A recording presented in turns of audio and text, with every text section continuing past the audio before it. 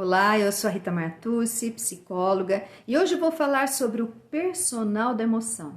Costumo falar muito sobre a importância dos limites necessários para que a criança consiga caminhar com passos firmes para a vida adulta, pois não tem como estendermos um tapete peludo e bastante macio para que os filhos caminhem sempre sobre ele e não se machuquem. Como gostaríamos de protegê-los a vida inteira, não é mesmo? Mas isso é ilusão, não é possível. A maior proteção que podemos oferecer aos filhos é o treino, para que se fortaleçam e com isso eles mesmos aprendam a se protegerem. Um dos mais significativos aprendizados para o ser humano não é ensinado em nenhuma escola, e sim em casa e pela família mais próxima, que é o aprender a lidar com a vida conforme ela for se apresentando aos filhos. Ou seja, eles vão cair sim, é natural, todo mundo cai. O que significa isso? Lógico que esse cair é uma metáfora que nos remete ao mal-estar que sentimos quando nem sempre as coisas acontecem do modo como desejamos. Mal-estar esse que pode nos levar ao desequilíbrio se não tivermos uma forte estrutura, a qual é construída lentamente.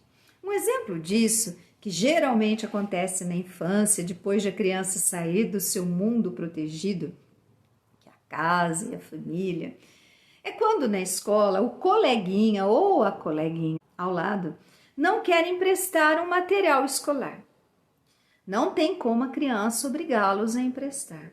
Somente resta ela aceitar e procurar por outro colega que empreste o que ela está precisando.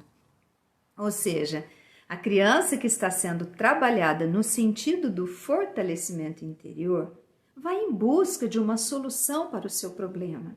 Ela pode até estar triste com a recusa, no caso do exemplo citado, o que é natural. Mas ela segue em frente. Essa atitude de aceitação da criança também representa o exercício do respeito, pois não podemos forçar as pessoas a fazerem o que não querem. Não temos esse direito. Percebem até onde chega o reflexo dos limites necessários, bem ensinados na infância para os filhos?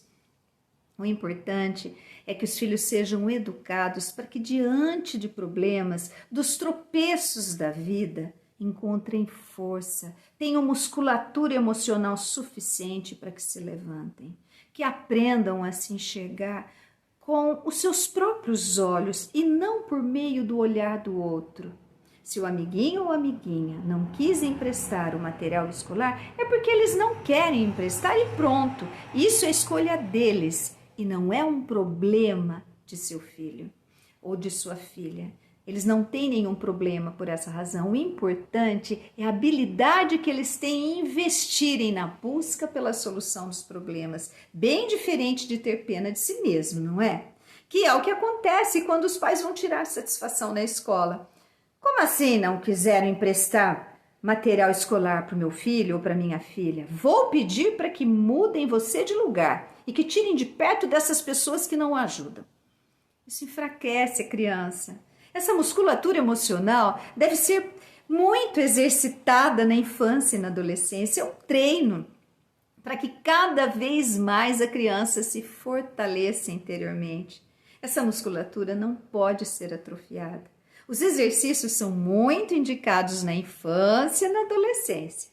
E eles acontecem por meio dos limites necessários, que são aqueles momentos em que a criança e o adolescente percebem que nem sempre podem fazer tudo o que querem, pois os pais não permitem, acham inadequado.